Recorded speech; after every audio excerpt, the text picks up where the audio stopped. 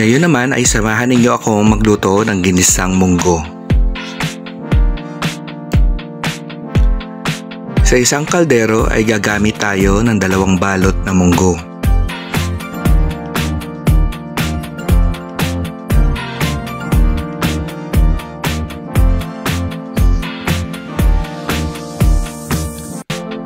Huhugasan natin ito ng paulit-ulit hanggang matanggal ang dumi.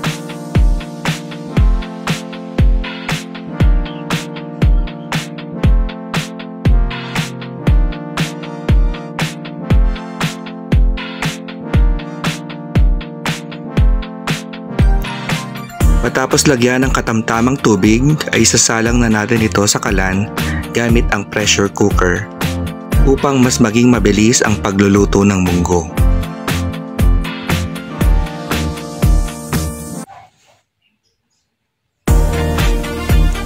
Habang nag-aantay tayong maluto ang munggo ay maghihimay muna tayo ng dahon ng malunggay.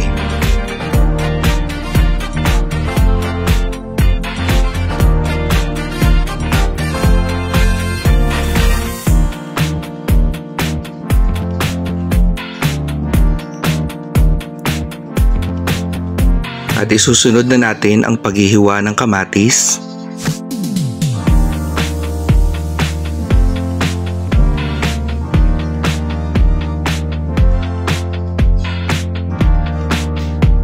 sibuyas,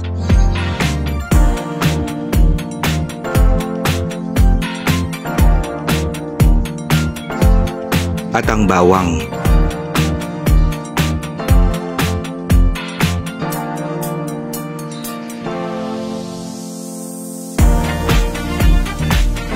Sa isang kawali ay gigisahin na natin ang ating sibuyas at ang ating bawang.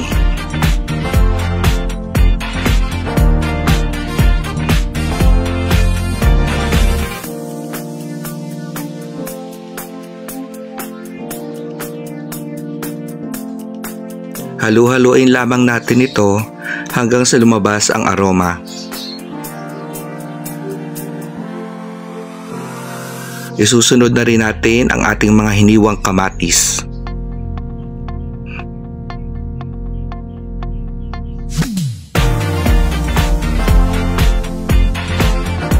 Pag malambot na ang kamatis, ay isasama na natin at ibubuhos ang ating pinakuloang munggo.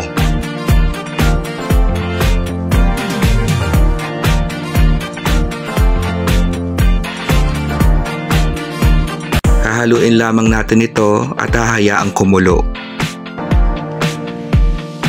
Titimplahan na rin natin ito ng paminta at patis.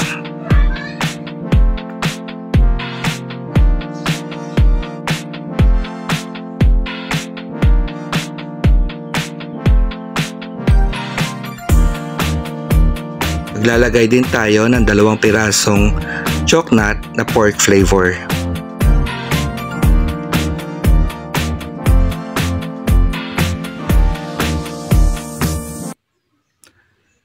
Maglalagay na rin tayo ng sotanghon,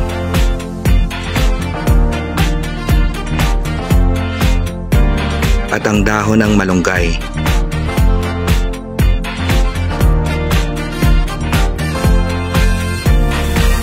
Hahaluin natin ito hanggang sa kumulo.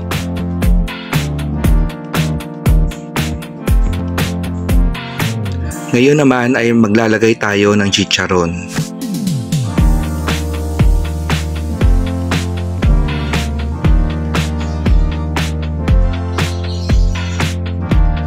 Hahaluin natin ito hanggang ma-absorb ng chicharon ang sabaw ng munggo.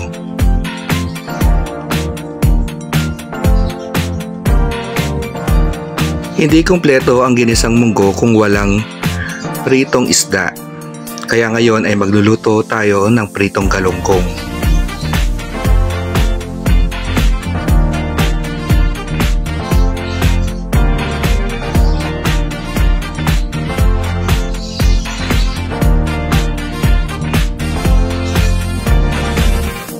Piprito natin ito hanggang mag golden brown. Luto na ang ating pritong isda at ang ating munggo. Kain na tayo!